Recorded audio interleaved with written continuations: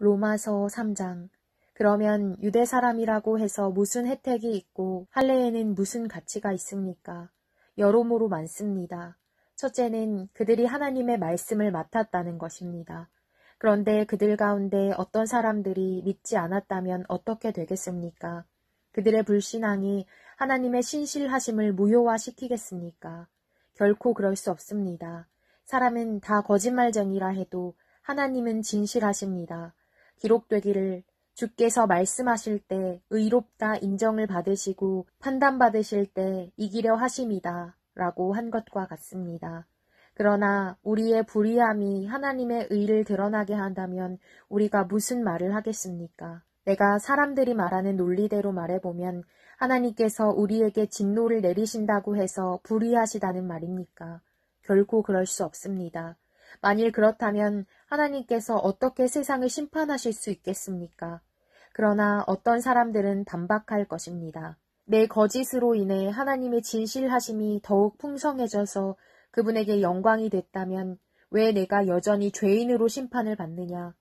그리고 선을 이루기 위해 악을 행하자라고 말하지 않겠습니까? 어떤 사람들은 우리가 그렇게 말한다고 비방하니 그런 사람들은 심판을 받아 마땅합니다. 그러면 무슨 말을 해야 하겠습니까? 우리가 더 낫습니까? 결코 그렇지 않습니다. 유대 사람이나 그리스 사람이나 다 죄 아래 있다고 우리가 이미 선언했습니다.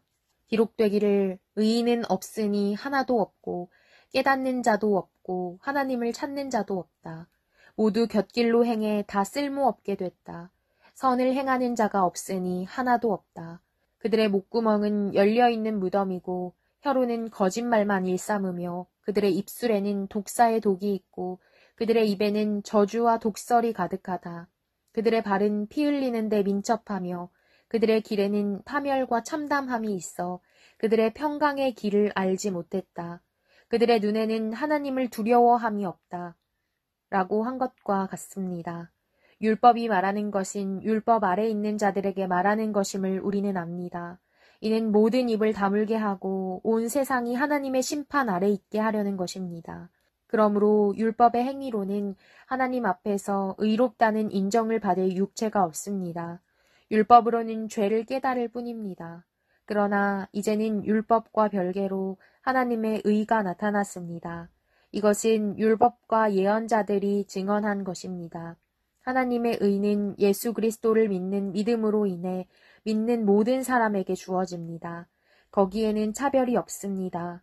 모든 사람이 죄를 지었으므로 하나님의 영광에 이르지 못합니다. 그러나 그리스도 예수 안에 있는 구속으로 인해 하나님의 은혜로 값없이 의롭다는 인정을 받습니다. 하나님께서는 이 예수를 속죄 제물로 내어주셨습니다. 의롭게 되는 것은 예수의 피를 믿음으로써 이루어집니다. 이는 하나님께서 오래 참으시는 가운데 과거에 지은 죄를 간과하심으로 그분의 의를 나타내시기 위함입니다. 지금 이때에 하나님께서 그분의 의를 나타내신 것은 자신의 의로우시며 또한 예수 믿는 사람들을 의롭다고 인정하시는 분임을 나타내시기 위함입니다. 그렇다면 자랑할 것이 어디에 있습니까? 전혀 없습니다. 어떤 법으로입니까? 행위로입니까? 아닙니다. 오직 믿음의 법으로입니다. 오직 믿음의 법으로입니다. 우리는 사람이 율법의 행위와 상관없이 믿음으로 의롭다는 인정을 받는다고 생각합니다. 하나님이 유대 사람만의 하나님입니까? 이방 사람의 하나님은 아닙니까? 진실로 이방 사람의 하나님도 되십니다. 할례 받은 사람도 믿음으로 인해 또한 할례 받지 않은 사람도 믿음으로 인해 의롭다고 인정하실 하나님은 한 분뿐이십니다.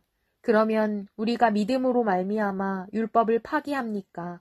결코 그럴 수 없습니다. 오히려 우리는 율법을 굳게 세웁니다.